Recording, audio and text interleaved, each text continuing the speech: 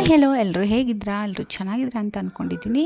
ಮಂಗಳವಾರ ಸಂಜೆಯಿಂದ ವ್ಲಾಗ್ನ ಶುರು ಮಾಡಿದ್ದೀನಿ. ಕಾಫಿ ಕುಡಿದು ಮಕ್ಕಳಿಗೂ ಕೂಡ ಹಾಲು ಕೊಟ್ಟು ಹಾಗೆ ಸಂಜೆ ಸ್ವಲ್ಪ ಅಲ್ಲ ಪ್ಲೇಗ್ರೌಂಡಿಗೆ ಕರ್ಕೊಂಡೋಗಿ ಆಟ ಆಡಿಸ್ಕೊಂಡು ಬಂದೆ. ಅಲ್ಲಿಂದ ಬಂದಮೇಲೆ ನನ್ನ ಮಗಳು ಹೋಮ್ವರ್ಕ್ ಮಾಡ್ಕೊತ ಕೂತ್ಕೊಂಡಿದ್ಲು. ಓದು ಅಂತ ಹೇಳ್ತಾ ಇದ್ದೆ. ಅದು ಓದೋದನ್ನು ವೀಡಿಯೋ ಮಾಡಬೇಡ ಅಂತಂದು ಹೇಳ್ತಾ ಇದ್ಲು. ವೀಡಿಯೋ ಮಾಡ್ತಾ ಇದ್ನಲ್ವ, ಅದಕ್ಕೋಸ್ಕರ ಒಂಥರ ಮಾಡ್ಕೊತಾ ಇದ್ಲು. ವೀಡಿಯೋ ಮಾಡಬೇಡಮ್ಮ ಅಂತಂದು ಹೇಳ್ತಾ ಇದ್ಲು. ಅವಳ ಮುಂದೆನೇ ಕೂತ್ಕೊಂಡು ಆಟ ಆಡ್ತಾ ಇದ್ದ.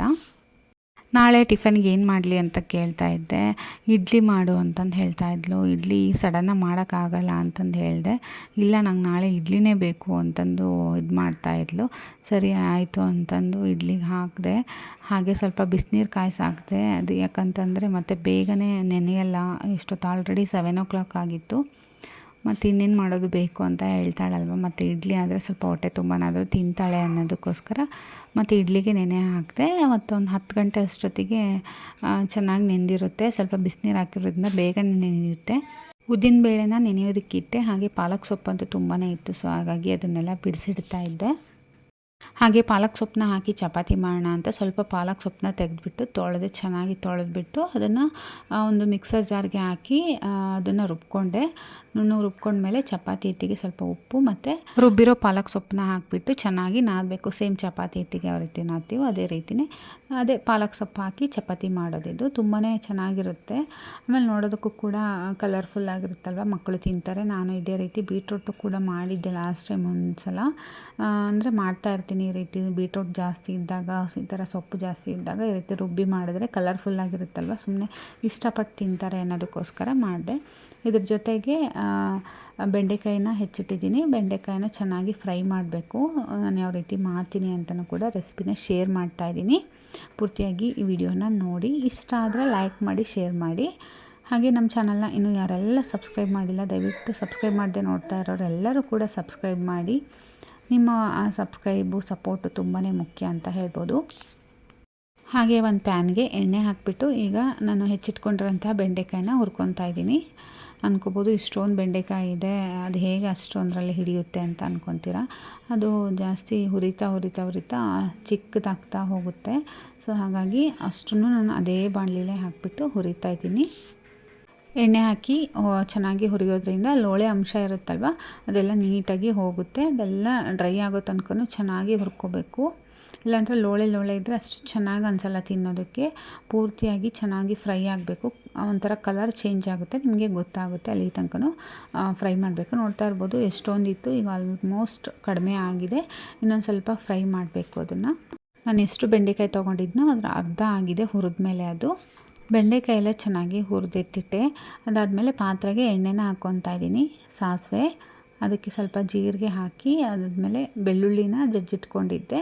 ಒಂದು 5-6 ಬೆಳ್ಳುಳ್ಳಿ ಜಜ್ಜಿಟ್ಕೊಂಡಿದ್ದೀನಿ. ಅದಾದಮೇಲೆ ಕರಿಬೇವು, ಆಮೇಲೆ ಒಂದು ಈರುಳ್ಳಿನ ಹೆಚ್ಚಿಟ್ಕೊಂಡಿದ್ದೀನಿ. ಚಿಕ್ಕದಾಗಿ ಹೆಚ್ಕೋಬೇಕು. ಅದಾದಮೇಲೆ 1-2 ಟೊಮೊಟೊನ ಸಣ್ಣದಾಗಿ ಹೆಚ್ಚಿಟ್ಕೊಂಡಿದ್ದೆ. ಅದನ್ನು ಹಾಕಿಬಿಟ್ಟು ಸ್ವಲ್ಪ ಅರಿಶಿನ ಮತ್ತು ಉಪ್ಪನ್ನು ಹಾಕಿ ಚೆನ್ನಾಗಿ ಫ್ರೈ ಮಾಡಬೇಕು. ಒಗ್ಗರಣೆ ಚೆನ್ನಾಗಿ ಸ್ಮ್ಯಾಶ್ ಆದಮೇಲೆ ಬೆಂಡೆಕಾಯಿನೂ ಕೂಡ ಹಾಕಿಬಿಟ್ಟು ಮತ್ತೆ ಒಂದು ಸ್ವಲ್ಪ ಹೊತ್ತು ಫ್ರೈ ಮಾಡಬೇಕಾಗುತ್ತೆ ಒಗ್ಗರಣೆಯಲ್ಲಿ. ಅದಾದಮೇಲೆ ಗರಂ ಮಸಾಲ, ಖಾರದ ಪುಡಿ ಎರಡನ್ನೂ ಕೂಡ ಹಾಕ್ತಾಯಿದ್ದೀನಿ. ಅದನ್ನು ಹಾಕ್ಬಿಟ್ಟು ಗುರೆಳ್ ಪುಡಿ ಬರುತ್ತೆ, ಅದನ್ನು ಕೂಡ ಹಾಕಿ ಕಡಲೆ ಪುಡಿನ ಕೂಡ ಹಾಕ್ತಾಯಿದ್ದೀನಿ. ಅದನ್ನೆಲ್ಲ ಹಾಕಿ ಚೆನ್ನಾಗಿ ಮಿಕ್ಸ್ ಮಾಡಬೇಕು. ಮಿಕ್ಸ್ ಮಾಡಿದ್ಮೇಲೆ ಹಾಗೆ ಡ್ರೈ ಬೇಕಿದ್ದರೂ ತಿನ್ಬೋದು. ನಾನು ಸ್ವಲ್ಪ ನೀರು ಹಾಕಿ ಬೇಯಿಸ್ಕೊತಾ ಇದ್ದೀನಿ. ನೀರು ಹಾಕಿದ್ದು ಕೂಡ ತುಂಬಾ ಟೇಸ್ಟಿಯಾಗಿರುತ್ತೆ. ಅದಾದಮೇಲೆ ಕೊತ್ತಂಬರಿ ಸೊಪ್ಪನ್ನು ಹಾಕ್ತಾಯಿದ್ದೀನಿ. ಹಾಗೆ ನನ್ನ ಹಸ್ಬೆಂಡು ಮತ್ತು ಮಗಳು ಇಬ್ಬರು ಕೂಡ ಏನೋ ಸ್ಟೆಪ್ಪನ್ನು ಪ್ರಾಕ್ಟೀಸ್ ಮಾಡ್ತಾಯಿದ್ರು. ಅದಾದಮೇಲೆ ಚಪಾತಿ ಹಿಟ್ಟು ಕೂಡ ಚೆನ್ನಾಗಿ ನೆಂದಿತ್ತು. ಅದನ್ನು ಈ ರೀತಿ ಒಂದೊಂದೇ ಚಿಕ್ಕದಾಗಿ ಉಂಡೆ ಮಾಡಿ ಎತ್ತಿಟ್ಕೊತಾ ಇದ್ದೀನಿ. ಹಿಟ್ಟನ್ನು ಸ್ಮೂತಾಗಿ ಕಲಿಸ್ಕೊಂಡ್ರೆ ಆರಾಮಾಗಿ ಚಪಾತಿನ ಉದ್ಬೋದು. ತುಂಬ ಗಟ್ಟಿಯಾಗಿ ಕಲಿಸ್ಕೊಂಡ್ರೆ ಅಷ್ಟೊಂದು ಚೆನ್ನಾಗಿ ಸ್ಮೂತಾಗೂ ಕೂಡ ಬರಲ್ಲ ಚಪಾತಿ, ಒಂಥರ ಗಟ್ಟಿ ಅನಿಸುತ್ತೆ. ಆದಷ್ಟು ಮೆತ್ತಗೆ ಕಲಿಸ್ಕೊಂಡ್ರೆ ಉದ್ದೋದಕ್ಕೂ ಕೂಡ ತುಂಬಾ ಈಸಿ ಆಗುತ್ತೆ. ಬೇಗ ಈ ರೀತಿ ಚಪಾತಿ ಸ್ಪ್ರೆಡ್ ಆಗ್ತಾ ಹೋಗುತ್ತೆ. ಅಂತಂದರೆ ಉದ್ದೋದಷ್ಟರಲ್ಲಿ ಕೈಯೆಲ್ಲ ನೋವು ಬಂದುಬಿಡುತ್ತೆ. ಚಪಾತಿ ಬೇಗ ಸ್ಪ್ರೆಡ್ ಆಗಲ್ಲ ಉದ್ದೋವಾಗ. ಸೊ ಹಾಗೆ ಚಪಾತಿನ ಈ ರೀತಿ ನಾರ್ಮಲಾಗಿ ಯಾವ ರೀತಿ ಬೇಯಿಸ್ತೀವೋ ಅದೇ ರೀತಿ ಬೇಯಿಸ್ಬೇಕು. ಎರಡೂ ಸೈಡು ಕೂಡ ಸ್ವಲ್ಪ ಎಣ್ಣೆ ಅಥವಾ ತುಪ್ಪ ಹಾಕಿಬಿಟ್ಟು ಚೆನ್ನಾಗಿ ಬೇಯಿಸ್ಕೋಬೇಕಾಗುತ್ತೆ.